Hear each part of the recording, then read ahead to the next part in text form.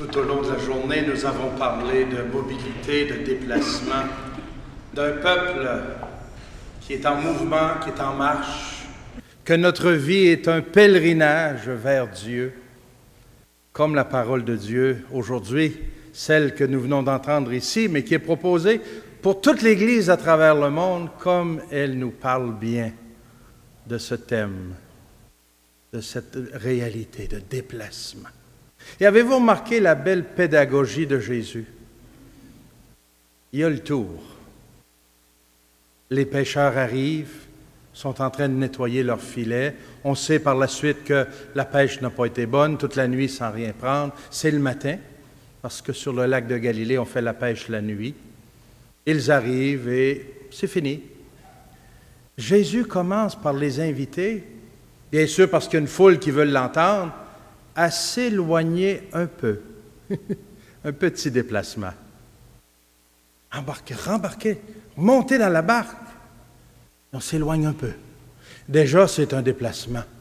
Eux ne pensaient certainement pas reprendre une partie de la traversée, même s'éloigner du rivage.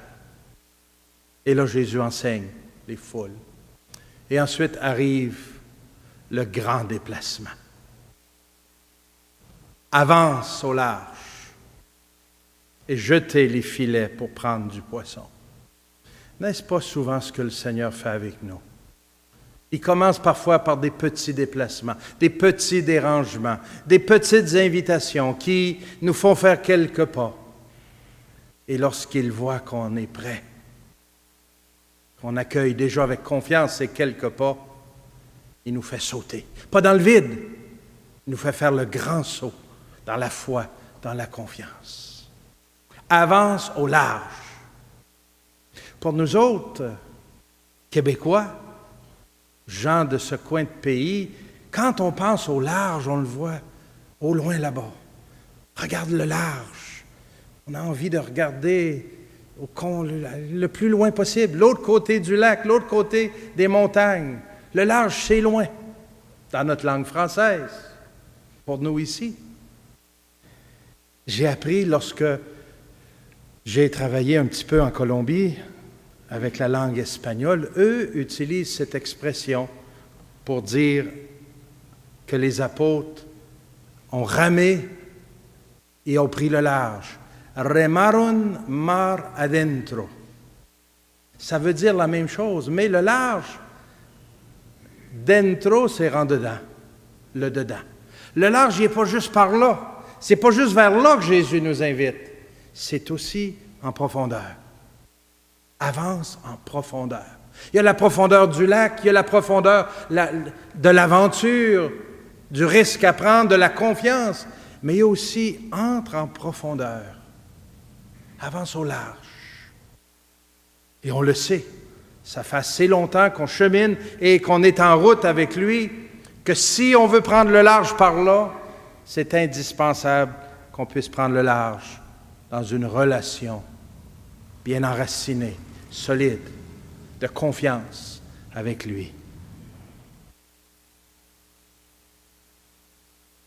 Et là, Pierre dit,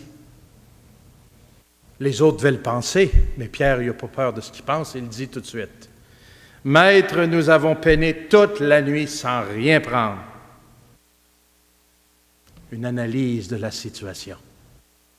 Un regard lucide, avec nos connaissances, avec notre expérience. Et il peut parler, un maître pêcheur, il sait de quoi il parle.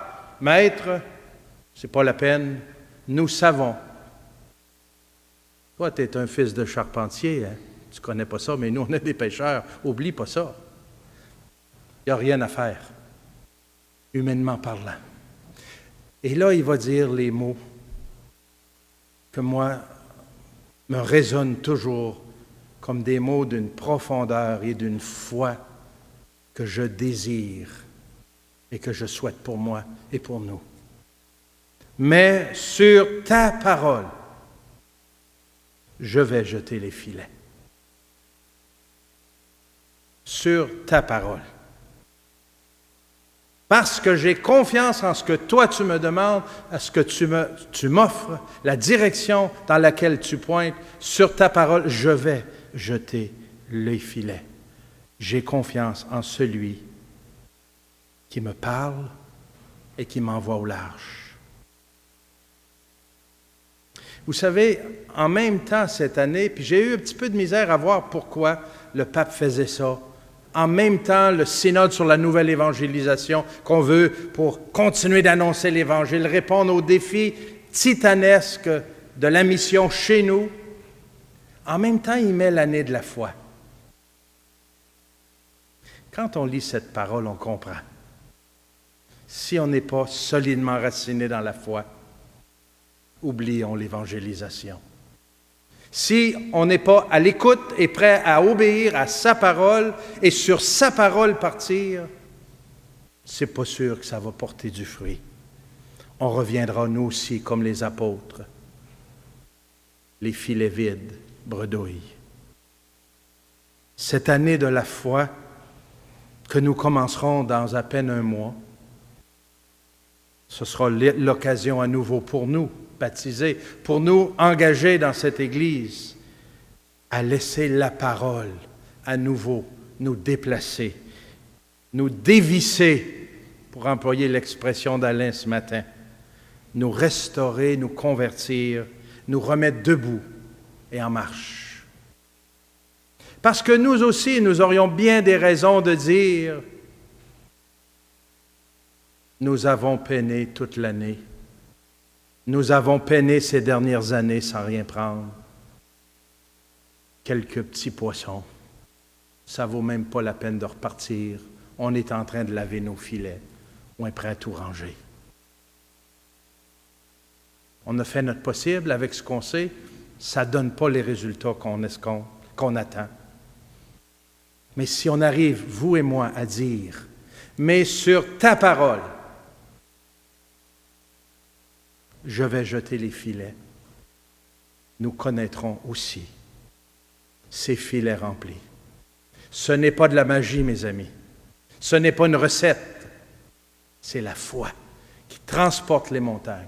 La foi qui nous fait mettre toute notre confiance en celui qui nous envoie, à nous mettre en marche. Avance. Et après quoi? Tu verras. Et la pêche fut très bonne ce jour-là, il y a presque 2000 ans. Et là, Pierre a dit, devant ces filets remplis de poissons,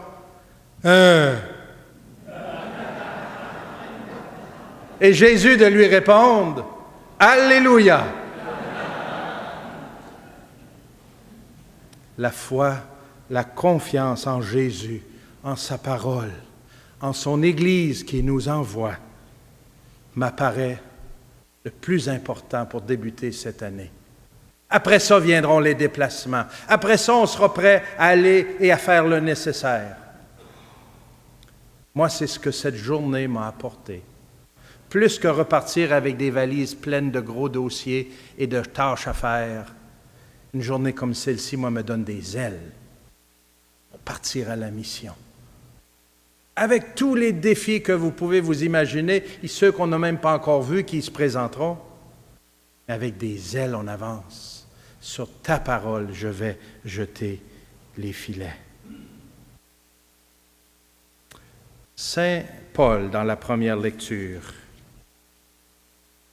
dit ceci, au cas où il y en aurait qui seraient tentés de penser autrement. Que personne ne s'y trompe. Si quelqu'un parmi vous se pense être un sage à la manière ici-bas, qu'il devienne fou pour devenir sage. Si vous pensez connaître mieux que le Sauveur, si vous pensez connaître mieux la façon de faire que ce que Jésus nous propose, attention, vous vous trompez. Merci Paul de nous rappeler que notre sagesse est loin d'être suffisante, que notre savoir, nos techniques, nos méthodes, nos apprentissages, ce n'est pas la fin du monde. C'est sur ta parole que nous partons. Bien sûr, nous aurons besoin de tout ça en route, mais c'est d'abord ta parole qui nous met en route. C'est pourquoi je vois cette nouvelle année pastorale que nous entamons ensemble avec ce thème pour une Église plus missionnaire et évangélisatrice. Non, moi je pense que ça ne doit pas nous écraser. nous alourdir, au contraire. Si nous partons avec cette confiance et cette foi que c'est lui qui nous envoie, nous verrons par la suite. Nous partons avec celui qui est le Maître, qui est la parole. Nous n'avons pas toutes les réponses aux questions qui sont déjà sur la table. Nous n'avons pas tous les moyens pour répondre à tous les besoins. Nous ne savons pas exactement où nous serons rendus en décembre, puis en février, puis en juin de l'an prochain. Mais nous savons avec qui nous faisons route. C'est assez pour partir. Nous partons avec le Christ, avec sa parole. Nous partons avec notre équipe pastorale. Nous partons avec la communion dans notre communauté, dans nos communautés. Nous partons avec notre Église diocésaine en marche, avec notre Église universelle en marche.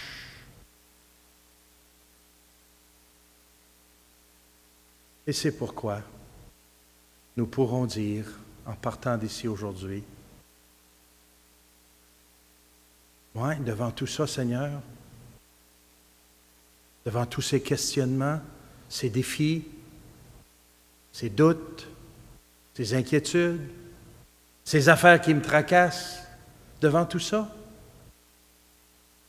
je ne sais pas trop, mais sur ta parole, je vais jeter les filets.